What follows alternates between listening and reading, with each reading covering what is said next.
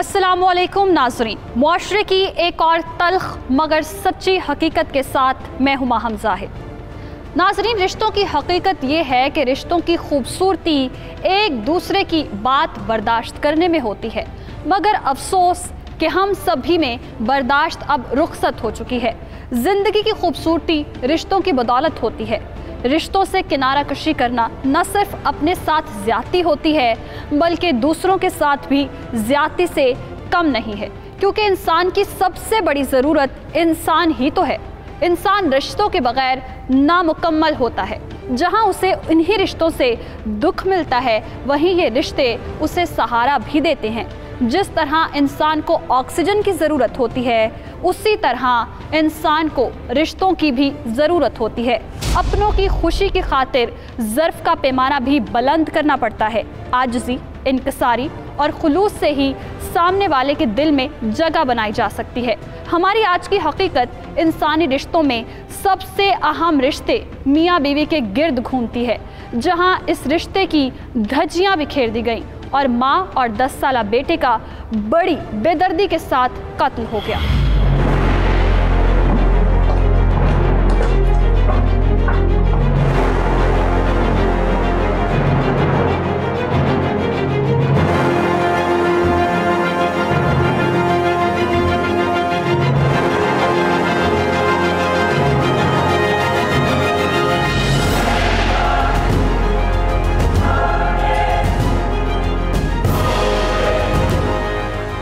ने गला दबा के कत्ल किया गया।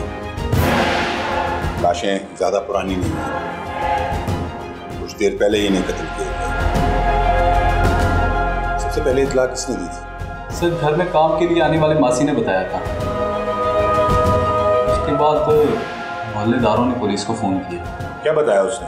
सर, उसने कहा है कि जैसे ही वो घर में दाखिल हुई तो घर पर कोई नहीं था, तो मकतूला को आवाज़ें देते हुए वो अंदर आ गई। तो कमरे में देखा तो माँ और बेटे की लाशें पड़ी थी। तो वो घबरा कर बाहर आ गए और फिर सबको बता दिया। इसका मतलब है कातिल कत्ल करके निकल चुका है। जी सर। सर, बाकी कमरों की तलाशी ली है। वाकया डकैती का नहीं लगता, क्योंकि वहाँ कैश और ज़ेवरात पड़े हुए मिले। इसका मतलब है कत्ल की वजह ज़ाती दुश्मनी या घरेलू रंजिश भी हो सकती है। तुमने इसके घर वालों का पता किया कि इस घर में कौन कौन रहता है? सर, मोहल्ले वालों के मुताबिक ये खातून अपने बेटे और शौहर के साथ रहती है और ब्यूटी पार्लर चलाती थी। इसके शौहर का तो अभी तक मालूम नहीं हो सका, लेकिन जो नंबर मोहल्ले वालों ने दिया था वो अभी तक बन जा रहा है। वो ऐसी, इसका मतलब है कातिल इसका शौहर ही है और वो फरार है। मैं काम करूँ, उसका नंबर IT डिपार्टमेंट को दो ताकि वो उस नंबर का सुराग लगा सके कि वो इस वक्त कहाँ है और उसे फौरन गिरफ्तार करो। जी सर। और लाशों को पोस्टमार्टम के लिए अस्पताल मुंतकिल करो। जी सर। बेटे को किसी ने मारा था? क्या इन दोनों का कातिल कोई उनका अपना था? कौन थी ये खातून? क्या था उसका माजी? क्या थी इस कत्ल की वजह? पुलिस के सामने खड़े हो चुके थे कई सवालात, और जब पुलिस ने तफ्तीश का आगाज किया तो सामने आए हकाइक होशरुबा। सर, ये माँ और बेटे की पोस्टमार्टम रिपोर्ट आ गई है।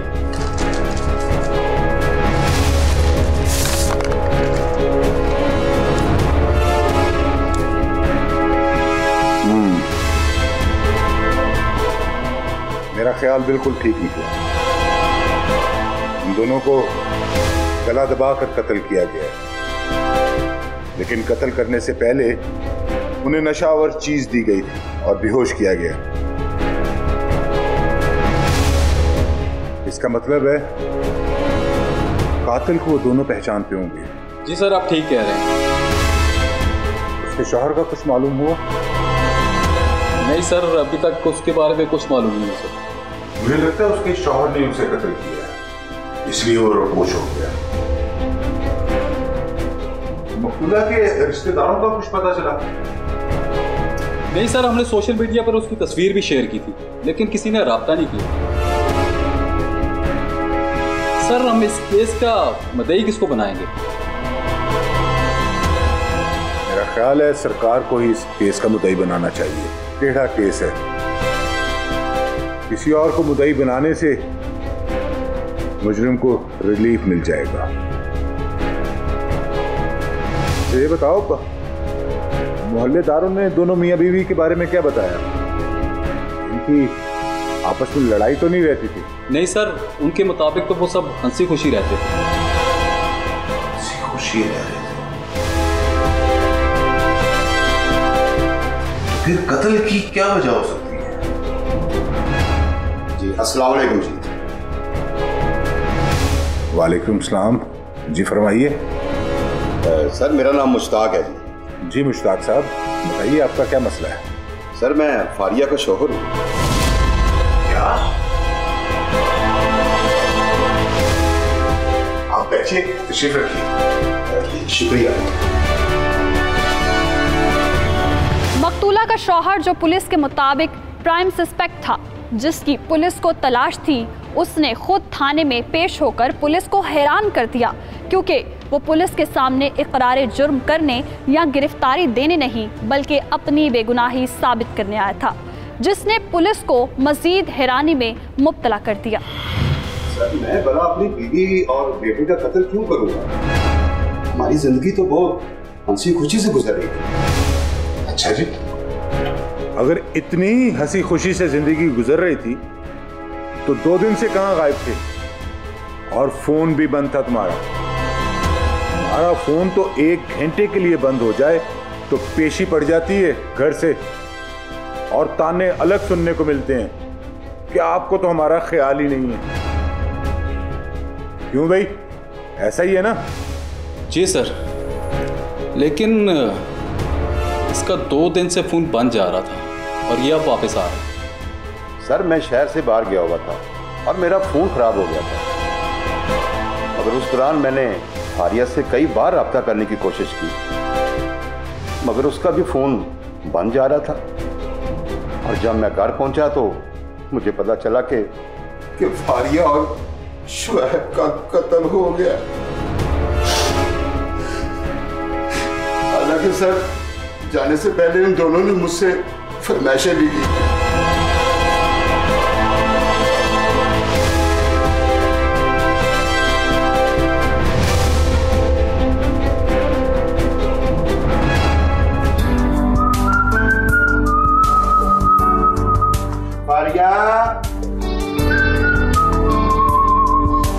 फारिया, भाई मेरा बैग पैक कर दो, मुझे देर हो रही है यार। जी कर दिया बैग पैक। ओह अच्छा, कर दिया बैग। और वो शुएब नजर नहीं आ रहा। वो आ रहा। कहाँ है? उसने भी अपनी फरमाइशों की लंबी लिस्ट बना के रखी हुई है। ओफो, भाई उसे बताना था ना कि मैं शहर से बाहर जा रहा हूँ, दुबई थोड़ी जा रहा हूँ। अब बच्चों को क्या पता इन सब चीज़ों का। अब घर से बाहर जाते हैं, वो आपकी कमी महसूस करता है। ये तो तुम्हारी बात है। अरे मेरी जान, मेरा शुएब आ गया भाई। क्या है? अब्बू ना जाए ना।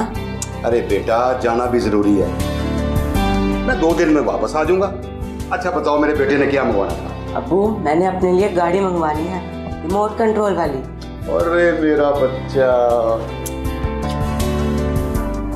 मैं ले आऊंगा मेरा बेटा। ठीक है मैं ले आऊंगा। अच्छा फारिया, स्कूल के बाद ये सीधा पार्लर भी आया करेगा ना? जी जी, मैंने रिक्शे वाले से कह दिया है। बहुत अच्छा किया तुमने। अच्छा मुझे देर हो रही है, फिर मैं चलता हूँ।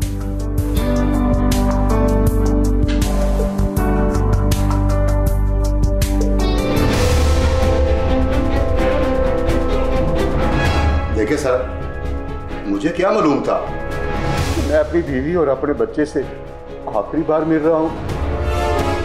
देखो मुश्ताक, सीधी सीधी जो बात है वो बता दो, वरना अब तक की तफ्तीश के मुताबिक हमें सबसे ज्यादा शक तुम पर है। लेकिन सर मैं तो खुद आपके पास आया हूँ। बिल्कुल ठीक कहा तुमने, बल्कि हो सकता है तुमने ऐसा इसलिए किया हो कि तुम हमें तफ्तीश में मुतमईन कर सको।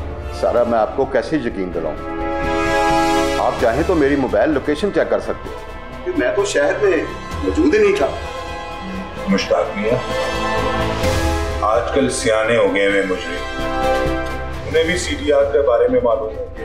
वो वारदात से पहले ही अपना मोबाइल कहीं और छोड़ आते हैं। सर, मैं आपको अपनी बेगुनाही का सबूत कैसे दूं? हो सकता है फारिया का कत्ल शाकिर ने किया हो। शाकिर? ये शाकिर कौन है? सर, शाकिर फारिया का साबका शौहर है।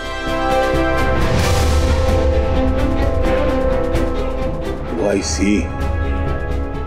तो उन दोनों का आपस में कोई मसला चल रहा था? सर, फारिया ने खुद उससे तलाक लेकर मुझसे शादी की थी। हो सकता है उसको इस बात का रंज हो। ऐसा भी हो सकता है। सच और झूठ सब तफ्तीश में सामने आ जाएगा, लेकिन उस वक्त तक तुम हमारी कस्टडी में रहोगे। ले लो इसे। चलो।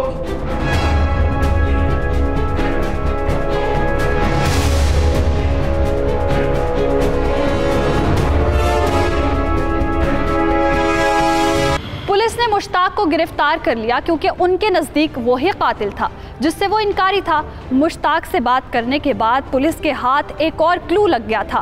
फारिया का साबिक शौहर शाकिर। क्या शाकिर ने किसी रंजिश की बिना पर अपनी साबिका बीवी का कत्ल किया, या फिर मुश्ताक पुलिस के साथ झूठ बोल रहा था और उन्हें गुमराह करने की कोशिश कर रहा था? क्या पुलिस माँ बेटे के अंधे कत्ल की वारदात का लगा पाएगी सुराग, या सामने आएगा कोई और नया किरदार? हकीकत जानने के लिए हमारे साथ रहिएगा। मिलते हैं एक ब्रेक के बाद।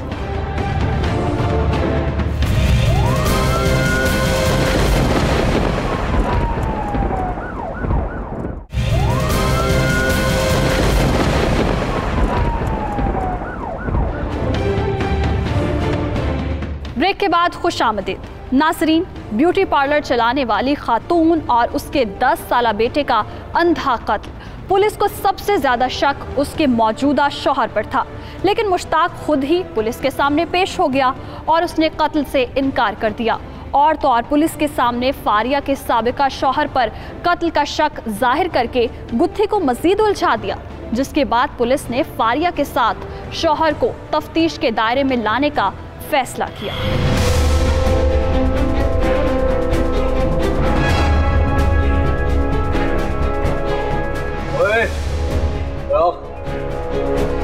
जी बोले।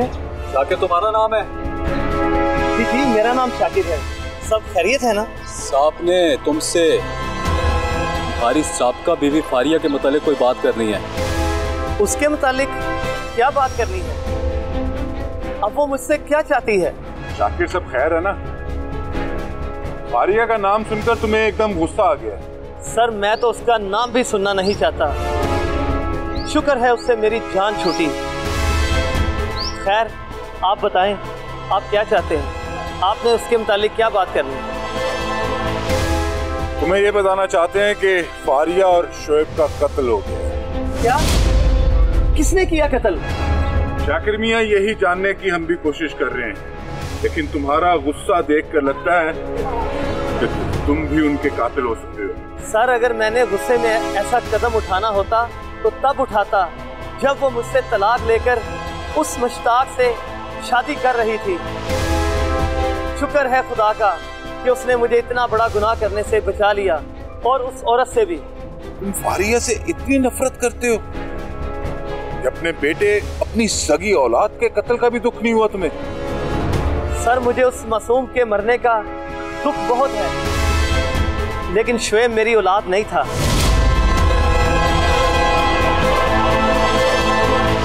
तो फिर? वो फारिया के पहले शौहर में से था। तो फारिया की मुश्ताक से तीसरी शादी थी? जी नहीं सर, तीसरी नहीं, चौथी। मुश्ताक उसका चौथा शौहर था और तीसरा मैं।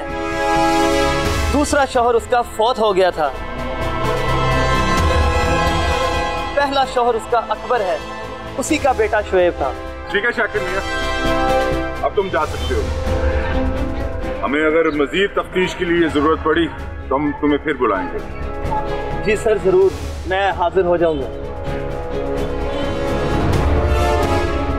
फारिया के साबिका शौहर शाकिर से तफ्तीश के बाद उसके और उसके बेटे शोएब के कत्ल की गुत्थी सुलझने की बजाय मजीद उलझ गई। केस में एक और गिरह का इजाफा हो गया। फारिया के साबिका शौहर ने उसे बद किरदार करार दे दिया। पुलिस को ना तो कातिल का सुराग मिल रहा था और ना ही कत्ल की वजह का कुछ पता लग रहा था। इसलिए पुलिस ने फारिया के ब्यूटी पार्लर के इर्द गिर्द लोगों से बात की ताकि वहां से कुछ मालूम हो सके। भाई अस्सलाम वालेकुम। वालेकुम अस्सलाम। क्या हाल है आप दोनों का? अल्हम्दुलिल्लाह, अल्लाह का शुक्र है। यार ये जो सामने वाला ब्यूटी पार्लर है, जी जी, क्या चक्कर है इसका? सर क्या मतलब है, मैं समझा नहीं। मतलब ये कि यहाँ पे लड़कियां ही आती जाती थी या किसी और को भी आते जाते देखा है? सर जी अब क्या बताऊँ मैं आपको, मरवा न देना, मल्लेदारी में मुझे खामोश ही रहने दें। यार खुलकर बताओ, कुछ नहीं होता। नहीं नहीं सर, आप रहने दें। ये पार्लर वाली बड़ी अथरी औरत है, इसने तो एक दो दफ़ा मोहल्ले के बुजुर्गों को भी खरी खरी सुना दी थी। इसने मुझे नहीं छोड़ना है। यार मैं कह रहा हूँ ना कि खुल के बताओ, कुछ नहीं होगा। सर जी आप उसे नहीं जानते हैं, मेरा तो आपको भी यही मशवरा है कि उससे बच के रहना। जानता हूँ, इसीलिए तो पूछ रहा हूँ, क्योंकि इस पार्लर वाली का कत्ल हो गया है। क्या उसका कत्ल हो गया? अब तुम मुझे ये बताओ कि तुम इनके बारे में क्या जानते हो? सर जी एक लड़का काफ़ी दफ़ा इस पार्लर में आते जाते देखा गया है और इस पार्लर वाली को भी उसके साथ जाते हुए देखा गया है।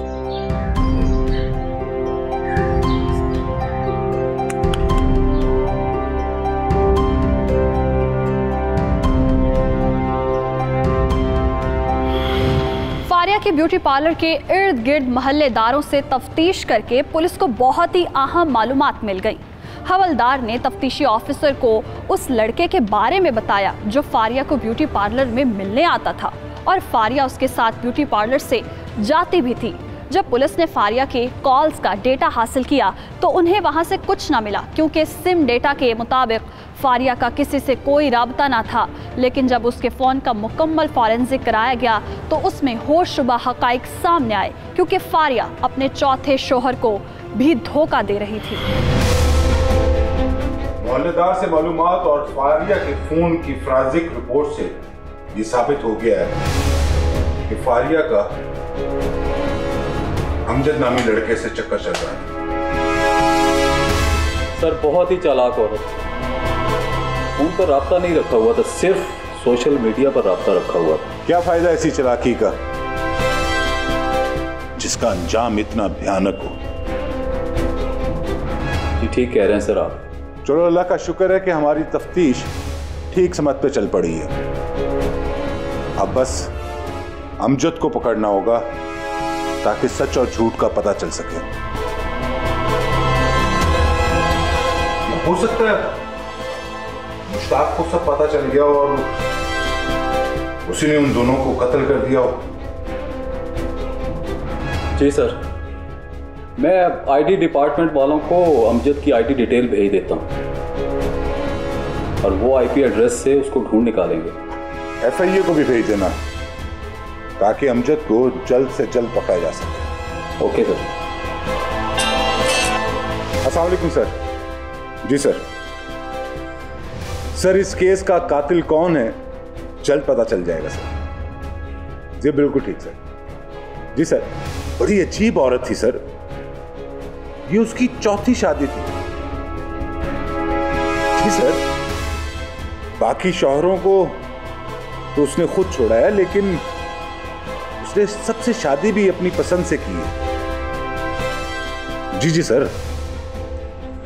सर अच्छी तरह तसल्ली कर ली है, उनमें से किसी का भी हाथ नहीं है इस कत्ल में। जी सर, आजकल उस औरत का एक अमजद नामी लड़के से इश्क चल रहा था। सर उस अमजद को पकड़ लेंगे तो सारी गुत्थियां सुलझ जाएंगी, सारा सच सामने आ जाएगा सर। जी sir. Right sir, right sir. Thank you sir.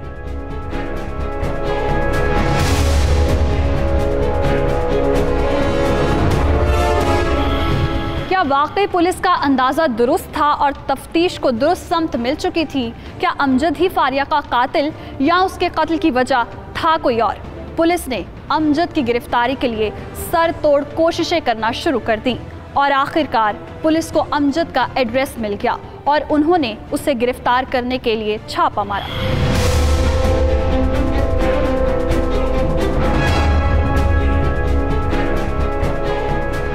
ये सामने वाला घर उसी का है। ठीक है, हमें बड़ी होशियारी से काम लेना होगा, कहीं वो भाग ना जाए। सर बेल बजाते हैं, बाहर आया तो पकड़ लेंगे। नहीं, बेल बजाने पर अगर कोई और आया और उससे हमने अमजद का पूछा तो अमजद को शक हो जाएगा। मेरा ख्याल है कि हमें अमजद का बाहर आने का इंतजार करना होगा। जी ठीक है सर।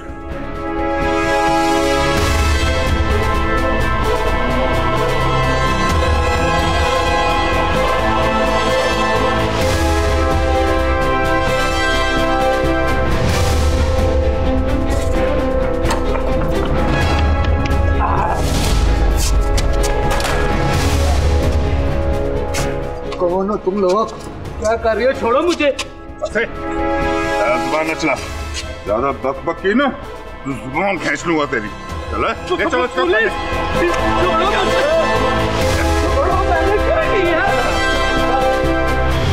पुलिस ने बड़ी जाफिशानी से काम करते हुए अमजद को गिरफ्तार कर लिया। क्या पुलिस के सामने अमजद खोलेगा अपनी जबान?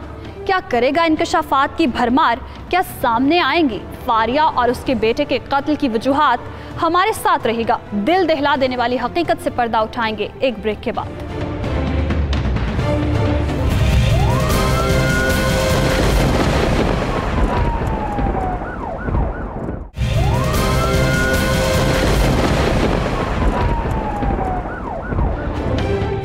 वेलकम बैक नाज़रीन।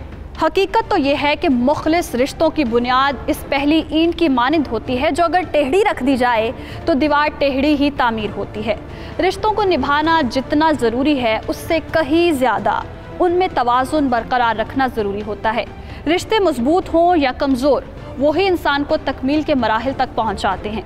दर हकीकत रिश्ते एहसासात से जुड़े हुए होते हैं। अगर इंसान के अंदर एहसास ही मर जाए तो इनके टूटते बिखरते रिश्तों की बारीक किरचियाँ ऐसे जख्म दे जाती हैं जो सांसों तक रसते रहते हैं और फिर इन जख्मों का कोई मदावा करने वाला नहीं होता है और यूं इस रिश्ते की बेकदरी हो जाती है और इंसान को नुकसान उठाना पड़ जाता है, जैसा कि फारिया को उठाना पड़ा, जिसने अपने पहले 3 शौहरों से तलाक के बाद मुश्ताक से चौथी शादी की और फिर उसका और उसके बेटे का कत्ल हो गया। पुलिस ने तफ्तीश का आगाज़ किया तो सबसे पहले उन्हें उसके मौजूदा शौहर मुश्ताक पर शक हुआ। उसके बाद साबिका शौहर शाकिर से तफ्तीश की गई लेकिन पुलिस को कोई सुराग न मिला, जिसके बाद पुलिस के सामने इंकशाफ हुआ कि फारिया का अमजद नामी लड़के के साथ मुआशका चल रहा था। पुलिस ने अमजद को गिरफ्तार कर लिया। जब पुलिस ने उससे तफ्तीश की तो उसने होश उड़ा देने वाले इंकशाफात किए। सर आप लोग मुझे यहाँ क्यों लेकर आए? मैंने किया क्या? लो जी, वो इसको तो ये भी नहीं पता इसने किया क्या है। तो प्लीज मुझे जाने दे। फारिया के पास जाने दे। कौन फारिया सर? मैं किसी फारिया को नहीं जानता। वाह जी वाह, इतना कच्चा प्यार। और जिसे तुम जानू जानू के मैसेज करते नहीं थकते थे, उसका नाम ही नहीं सुना हुआ तुमने। सर जी, लगता है कि इसे हवालात का एक चक्कर लगवाना पड़ेगा, सब याद आ जाएगा। हाँ जी, क्या ख्याल है? सब कुछ सच सच बताना है या इसके साथ जाना है? सर मेरा यकीन जाने, मैं किसी फारिया को नहीं जानता था। नहीं जानता? नहीं जानता? नहीं जानता? नहीं जानता किसी फारिया? नहीं जानता तो ये मोहब्बत भरे पैगामात क्या थे? क्या था ये मोहब्बत भरे पैगामात? सर मैं आपको सब सच बताता हूँ, सब सच बताता हूँ। फारिया से मेरी पहली मुलाकात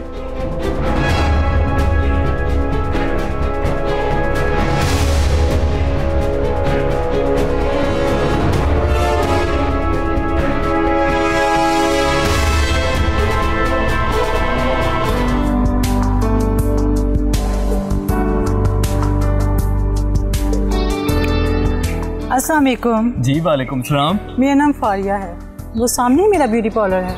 आपका नाम? जी मेरा नाम अमजद है। वाह, बहुत खूबसूरत नाम है, बिल्कुल आपकी तरह।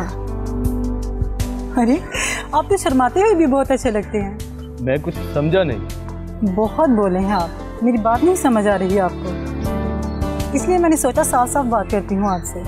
दरअसल अच्छे लगते हैं आप मुझे। कई दफ़ा ब्यूटी पार्लर जाते हुए आपको देखा तो अपना दिल ले बैठी। दोस्ती करेंगे आप मुझसे? मुझे समझ नहीं आ रही कि मैं क्या कहूँ। अरे परेशान होने की ज़रूरत नहीं, मैं सिर्फ दोस्ती ही करना चाहती हूँ आपसे।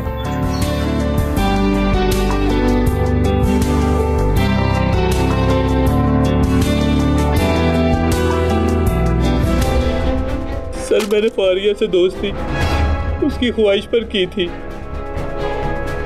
शुरू में हम मैसेंजर पर बात करते थे, फिर हमारी बातें वीडियो कॉल पर शुरू हो गई। वो जब भी मुझे वीडियो कॉल करती थी अपने ब्यूटी पार्लर से करती थी, फिर हम दोनों में मुलाकातों का सिलसिला शुरू हो गया। और ये मुलाकातें कहाँ होती थी? सर वो मुझे जब भी बुलाती थी अपने ब्यूटी पार्लर में बुलाती थी। तुम्हें शर्म नहीं आई? एक शादीशुदा औरत से इश्क करते हुए तुम्हें शर्म ना आई? वो भी जिसका एक बेटा था। सर जब उसको शर्म नहीं थी तो मैं क्या करता? मैं उसके सफर में मुब्तला हो गया था। फिर आगे क्या हुआ वो बोल। सर उसके बाद हमारी दोस्ती बहुत गहरी होगी और हमारी मुलाकातें शुरू हो गई, हम मिलना शुरू हो गए। तुम उसके साथ सट्टेबाजी कर। मुझे माफ कर। अमजद ने पुलिस को बताया कि कैसे फारिया ने दोस्ती की आड़ में उसके साथ ताल्लुक बनाना शुरू कर दिया। क्या फारिया अमजद का इस्तेमाल कर रही थी? वो अपने चौथे शौहर को क्यों धोखा दे रही थी? क्या थी उसकी वजह? हकीकत थी होशरुबा।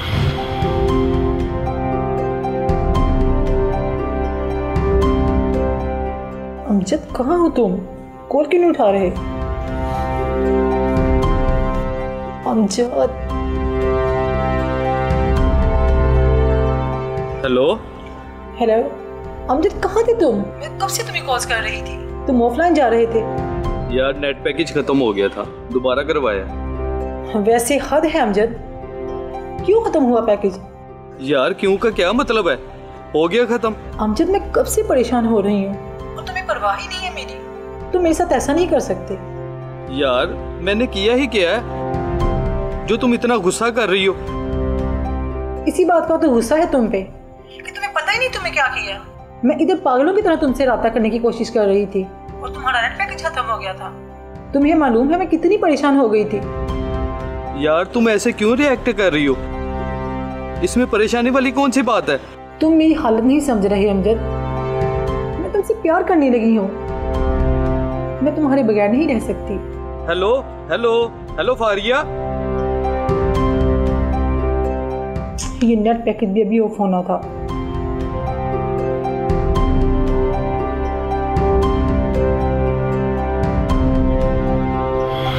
अमजद को समझ में ना आया कि फारिया का रवैया ऐसा क्यों हो गया है, वो ऐसा बर्ताव क्यों कर रही है। उसे ये मालूम नहीं था कि फारिया उसकी मोहब्बत में जुनून की हद तक गिरफ्तार हो चुकी थी, इसलिए वो बहुत पोजेसिव हो गई थी। उस दिन उसने अमजद से इजहार मोहब्बत भी कर दिया, लेकिन फ़ोन कट जाने के सबब वो सुन ना सका। अमजद ने पुलिस के सामने कई इंकशाफात किए, लेकिन फारिया को कत्ल करने से इनकारी रहा।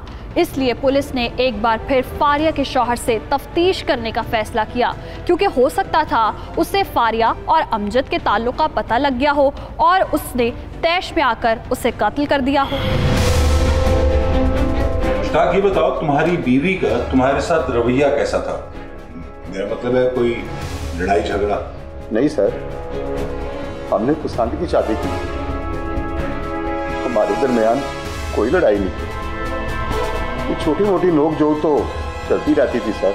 अच्छा ये बताओ तुम दोनों की शादी कैसे हुई थी? शादी कैसे सबकी होती है, ये आप कैसे सवाल कर रहे हैं मुझसे? मुश्ताक साहब, किसी की बीवी से इश्क लड़ाकर और उसे तलाक दिलवा कर शादी नहीं करते। नहीं सर, फारिया ने खुद तलाक लेकर मुझसे शादी की थी। मैंने उसके साथ कोई जोर जबरदस्ती नहीं की। बिल्कुल ठीक कह रहे हो, तुमने जोर जबरदस्ती नहीं की। फारिया ने तुम्हारे साथ जोर जबरदस्ती की शादी की है, बल्कि उसने तो तुम्हें इमोशनल ब्लैकमेल भी किया था। सर आपको कैसे पता चला? बिल्कुल वैसे ही जैसे उसने तुम्हारे साथ मोहब्बत करके तलाक लेकर तुमसे शादी की, इसी तरह उसे तुम्हारे साथ शादी करने के बाद अमजद से मोहब्बत हो गई। क्या? इतना हैरान क्यों हो रहे हो? तुम्हें उन दोनों की मोहब्बत का पता चल गया और तुमने उसे कत्ल कर दिया। नहीं सर, मुझे नहीं पता, मगर कुछ दिनों से मैं फारिया के रवैये में काफी बदलाव देख रहा था।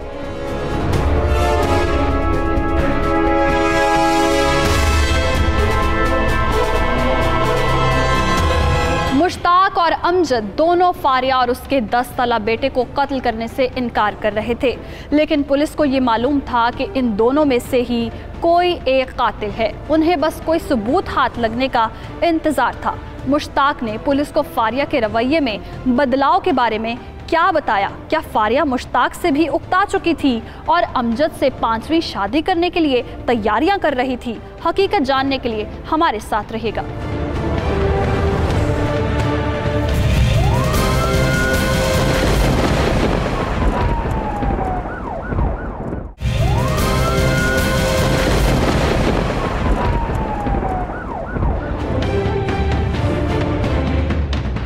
वेलकम बैक नाजरीन।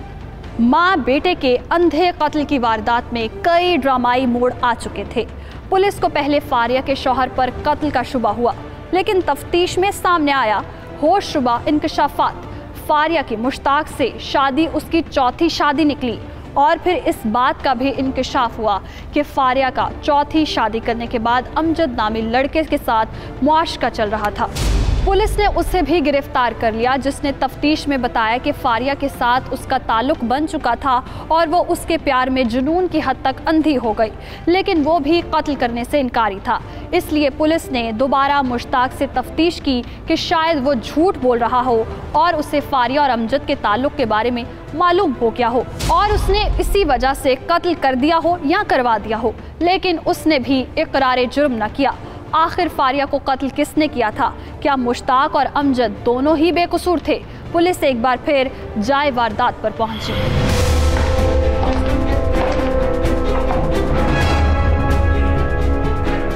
सर, हम यहाँ पे दोबारा क्यों आए? यहाँ हम केस की वो कड़ी तलाश करने आए हैं जो हमें असल कातिल तक पहुंचाएगी।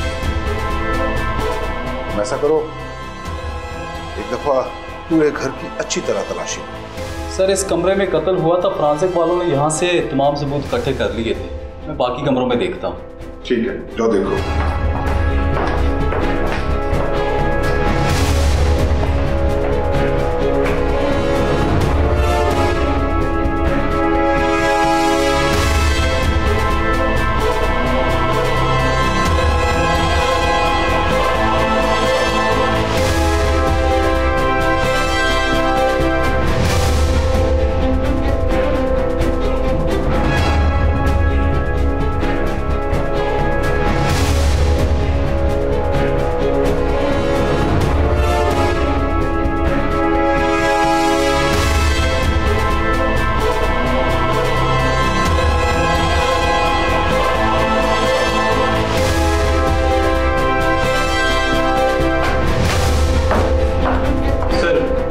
सर जी, मैंने पूरे घर की तलाशी ले ली है, लेकिन यहाँ से कुछ नहीं मिला। बड़ी हैरत की बात है। ठीक है, चलते हैं। जी सर। एक मिनट है।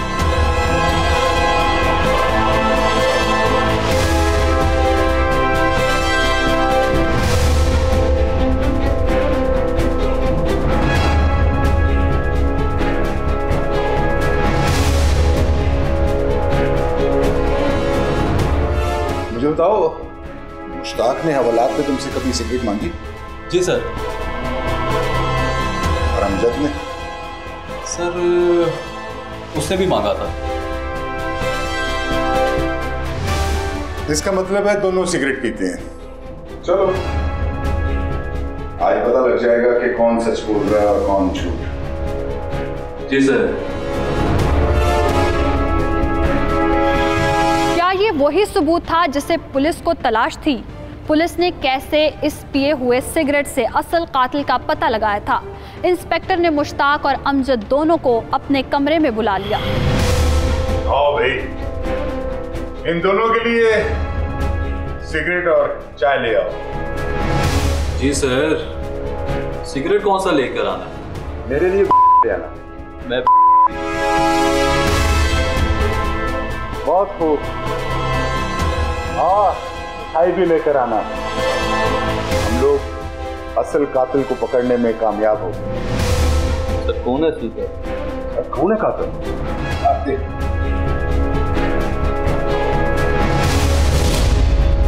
कि हमें चाय वारदात से तो ये मेरा नहीं है। कोई झूठ बोलोगे? अब तो सच बता दो, वरना तुम्हारे डीएनए से सब कुछ सच सच सामने आ जाएगा। सच बोल दो। बोल। जी सर, मैंने उन दोनों का कत्ल किया। मैं बहुत मजबूर हो गया। वो जुनूनी हो गई थी, मेरे पीछे पड़ गई थी। मैं उसे छोड़ना चाहता था, उसे सारे ताल्लुक खत्म करना चाहता था, क्योंकि मेरे घर वाले मेरी शादी करना चाहते थे, लेकिन वो मुझसे शादी करना चाहती थी। वो अपने इस शोहर को छोड़ने के लिए भी तैयार थी। उसने मुझे ब्लैकमेल और धमकियां देना शुरू कर दी।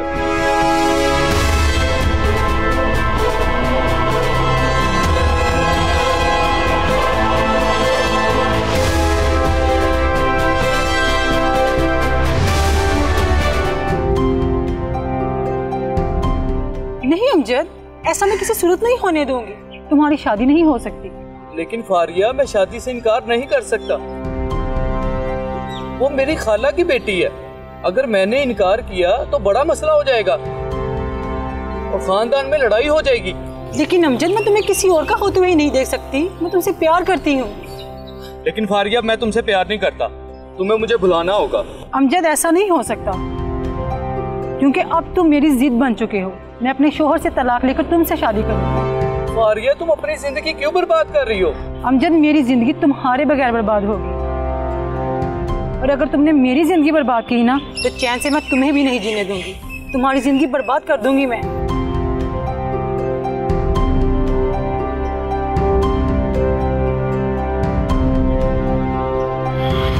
फारिया नौजवान अमजद से 5वीं शादी करने की ख्वाहिशमंद थी और इसके लिए वो किसी भी हद तक जाने को तैयार हो चुकी थी।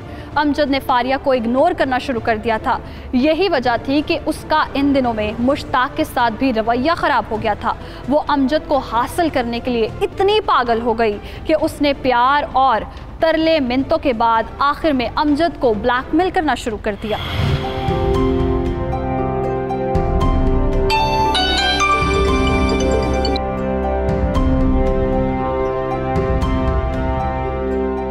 पागल औरत मेरे पीछे पड़ गई है। क्या करूं इसका, मुझे समझ नहीं आ रहा।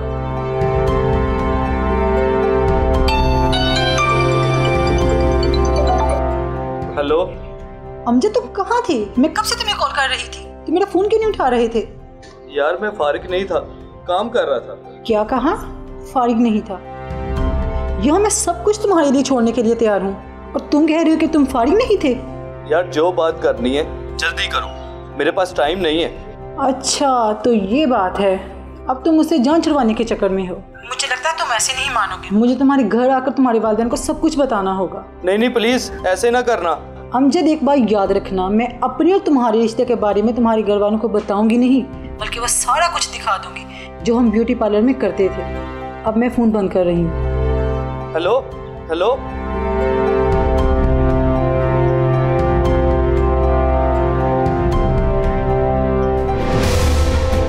अच्छा, फिर?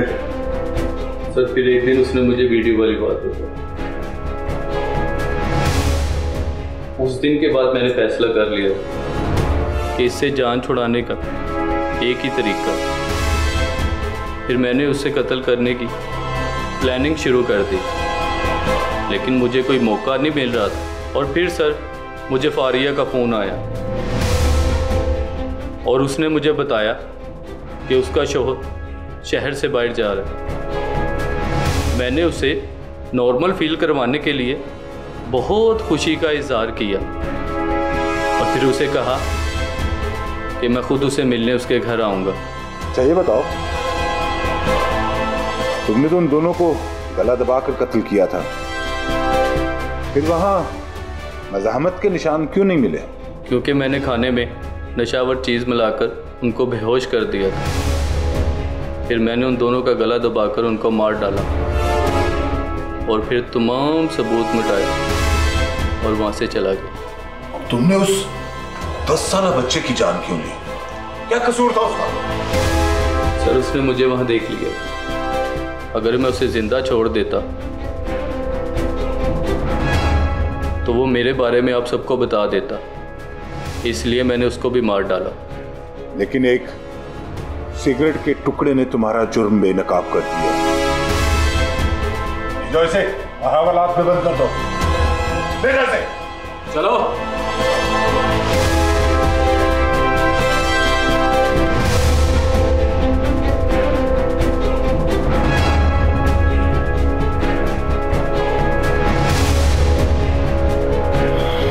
जुनूनी मोहब्बत का इबरतनाक अंजाम हो चुका था। शादीशुदा औरत से नाजायज़ ताल्लुकात ने अमजद को फारिया और उसके बेटे का कातिल बना दिया, जबकि फारिया की नौजवान से 5वीं शादी करने के जुनून ने मौत की दहलीज तक पहुंचा दिया।